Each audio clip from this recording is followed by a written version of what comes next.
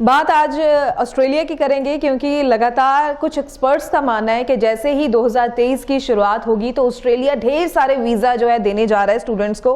Feb intake की options के बारे में भी बात करेंगे ताकि स्टूडेंट्स जो अभी अप्लाई करने का सोच रहे हैं उनको पता हो वो कैसे अप्लाई करें और कौन कौन सी ऑप्शंस उनके लिए अवेलेबल हैं। तो सबसे बड़ा जो सवाल अभी बना हुआ है कि किन प्रोफाइल्स के वीज़ा सक्सेस रेट ऑस्ट्रेलिया में आने वाले समय में ज़्यादा दिख रहे हैं, आखिर क्यों ऑस्ट्रेलिया स्टूडेंट्स को बहुत ज़्यादा तेज़ी से वीज़ा देने जा रहा है। तो आपके साथ ये सारी बातचीत हमारे साथ करने के लिए, आप तक पूरी जानकारी पहुंचाने के लिए हमारे साथ है फ्रंटियरा इमिग्रेशन से अब्रॉड एजुकेशन एडवाइजर कीर्ति जैन। बहुत बहुत स्वागत है कीर्ति। नमस्कार मैम जी। सो कीर्ति, एक अच्छी खबर जरूर लग रही है, एक अच्छा माहौल जरूर बन रहा है, क्योंकि जो स्टूडेंट ऑस्ट्रेलिया के लिए अप्लाई करने की सोच रहे हैं, चाहे कि पहले कुछ समय में रिफ्यूजल रेट बहुत ज्यादा रहा, लेकिन अब जो एक्सपर्ट्स का मानना है, जो कुछ न्यूज हम भी सुन रहे हैं, देख रहे हैं, समझ रहे हैं, जो ट्रेंड्स आ रहे हैं कि आने वाले समय में बहुत सारे स्टूडेंट्स को वीजा जल्दी मिलने वाले हैं ऑस्ट्रेलिया में। ऐसा क्यों समझा जा सकता है? बिल्कुल, ये न्यूज़ बिल्कुल सही है। 2023 में बहुत सारे वीज़ा ऑस्ट्रेलिया के आने वाले हैं। जैसे कि आपने कहा कि लास्ट कुछ टाइम में ऑस्ट्रेलिया ने बहुत ज़्यादा रिजेक्शंस दी हैं और उसका कहीं ना कहीं कारण रहा है बैकलॉग। क्योंकि अगर मैं कुछ टाइम पहले की बात करूं तो ऑस्ट्रेलिया ने 6-6, 7-7 महीने लिए हैं बच्चों के रिजल्ट लाने में। तो उसकी वजह से कहीं ना कहीं ये चीज़ पॉसिबल है कि जब बैकलॉग हो जाता है तो वो धड़ाधड़ रिजल्ट देने के चक्कर में रिफ्यूज़ल दे देते हैं। उसका कुछ कारण ये भी रहता है कि कुछ बच्चे पहले पास आउट थे जिन्होंने 2-2, 3-3 साल का गैप था, फिर कुछ टाइम एम्बेसी ने टाइम ले लिया जिसकी वजह से उनके रिजेक्शंस आए हैं। अब अगर हम बात करें 2023 जैसे कि शुरू होने वाला है कि क्यों ऑस्ट्रेलिया वीज़ा देगा, तो इसका सबसे बड़ा कारण ये है कि ऑस्ट्रेलिया का जो अब नया अपडेट है कि उन्होंने जितनी भी प्रोफाइल्स उठानी है वो रीसेंट पास आउट उठानी है। तो रीसेंट पास आउट में हमारे, जैसे हम 2022 में अभी, तो 2022 पास आउट आ जाते हैं। और सिर्फ पास आउट की बात नहीं है, इसके अलावा क्रीम प्रोफाइल जिसे हम कहते हैं कि बच्चे की परसेंटेज अच्छी हो, उन्होंने आईएलटीएस या पीटी किया, उसका स्कोर अच्छा हो, उनका बैकग्राउंड अच्छा हो, तो ये हमारी जो प्रोफाइल है वो क्रीम प्रोफाइल में आती है। तो डेफिनेटली अगर बच्चे इस प्रोफाइल के हैं और अप्लाई करने वाले हैं, श्योर हूँ मैं कि इनके जो सक्सेस रेट हैं वो बहुत अच्छे जाने वाले हैं।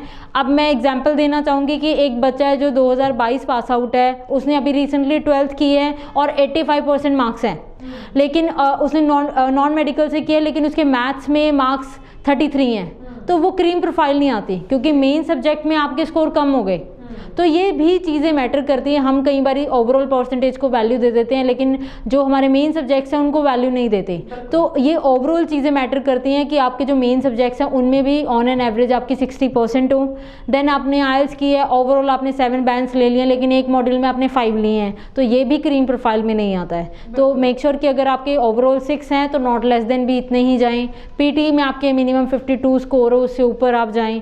और इसके अलावा ये तो होगी बच्चे की बात की जो वो अपनी तरफ से कुछ कर सकता है। इसके अलावा उनके फैमिली बैकग्राउंड बहुत मैटर करता है कि क्या बच्चे की अगर 10 से 12 लाख साल की फीस है तो उसके पास आने वाले अगर 3 साल का उसका कोर्स है उतनी फीस अरेंज है। इसके अलावा उसके रहने सहने का खर्चा भी होना है, बच्चे ने शॉपिंग भी करनी है, घूमना भी है, बीमार भी हो सकता है बच्चा, तो क्या वो फंड्स उसके पास अवेलेबल हैं। तो ये आपका बैकग्राउंड चेक भी बहुत मैटर करता है। इतनी अच्छी इनकम और फंड्स आपके पास अवेलेबल होने चाहिए। अगर बच्चा इन सब चीज़ों से सफिशिएंट है तो मैं बच्चे को कहना चाहूँगी बिना सोचे ऑस्ट्रेलिया के लिए अप्लाई कर दे। डेफिनेटली 2023 में उसको वीज़ा मिलने वाला है। बिल्कुल, अक्सर एक्चुअली बात ये होती है कि जब ट्रेंड थोड़ा ऐसा बनता है कि बहुत स्टूडेंट्स को जल्दी वीज़ा देगा, चाहे हम बात ऑस्ट्रेलिया की करें या किसी भी कंट्री की हो, तो स्टूडेंट को लगता है हम रीसेंट पास आउट है, जिस तरह से भी हम अपनी फाइलिंग करेंगे हमारा तो वीज़ा आ ही जाएगा। लेकिन यहाँ पर बहुत सारी चीज़ों का ध्यान रखना बहुत ही ज़रूरी हो जाता है। लेकिन चाहे कि आपकी रीसेंट पास आउट स्टडी है, आपकी प्रोफाइल बहुत ही फ्रेश है, लेकिन फिर भी सही मैच, जैसे कोर्स सिलेक्शन की बात करें, डॉक्यूमेंटेशन की बात करें, वो चीज़ें तो एक अच्छा कंसल्टेंट ही फाइलिंग कर सकता है अच्छी तरह से। सो यहाँ पर कीर्ति ये भी जानना चाहूँगी कि फेब इनटेक की ऑप्शंस की अगर बात करें, किस तरह की ऑप्शंस अभी स्टूडेंट्स को मिल सकती है। कोर्स सिलेक्शन की भी बात करते हैं, कॉलेज यूनिवर्सिटी की भी बात करते हैं। बिल्कुल मैम, अभी फेब और अप्रैल इनटेक है जो बच्चों को मिल सकता है, लेकिन अगर मैं फेब इनटेक की बात करूं तो ऑफर लेटर आने में कम से कम भी 20 से 25 वर्किंग डेज लग जाते हैं। और अभी आगे क्रिसमस और न्यू ईयर का ऑफ आने वाला है तो आप 10 दिन तो काट ही दीजिए।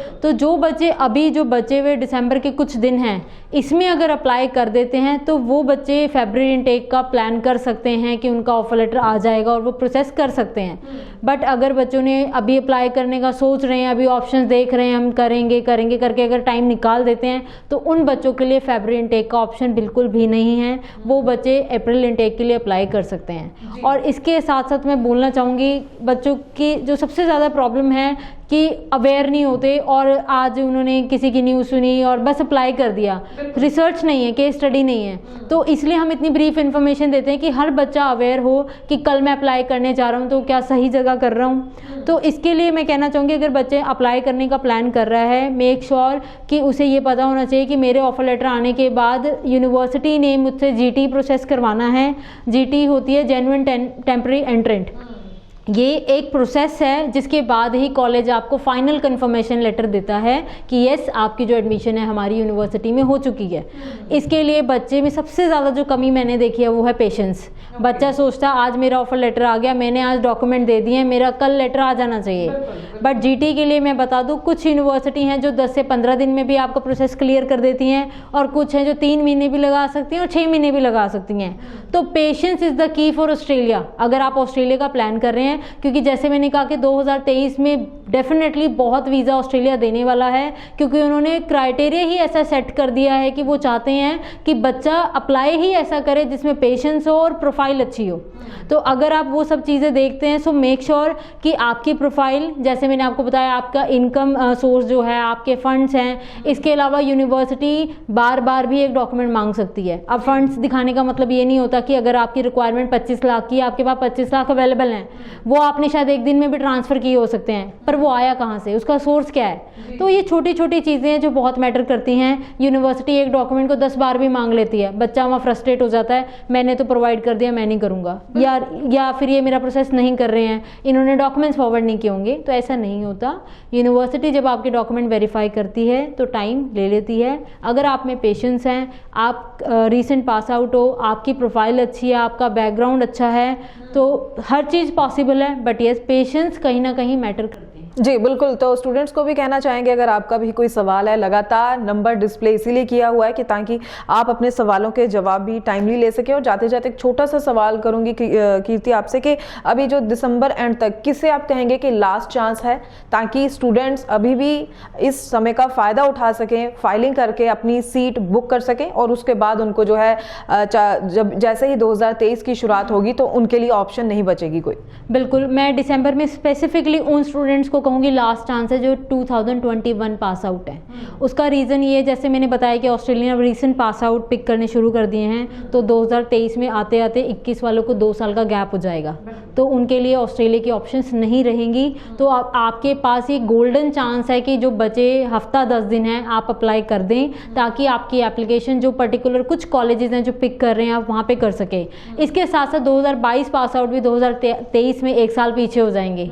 सो मेक श्योर कि आप जिनकी प्रोफाइल पिक हो रही हैं वो इस टाइम का बेनिफिट उठाएं, अपनी प्रोफाइल जो है कॉलेज को भेजें, ऑफर लेटर लें, सो दैट कि आपका जो आगे का प्रोसेस है, जो मेन हमारे एम्बेसी का प्रोसेस है, उसमें जा सके। जी जी बिल्कुल सही कहा है। और कीर्ति आपका बहुत बहुत थैंक्स कि आपने ऑस्ट्रेलिया के फेब इनटेक और बाकी ऑप्शंस के बारे में खुल के जानकारी दी है स्टूडेंट्स को। और अगली वीडियो में फिर आएंगे और ढेर सारी जानकारी लेकर कुछ नए अपडेट्स के साथ, स्टूडेंट्स के सवालों के साथ। Till then you take care of yourself, bye bye.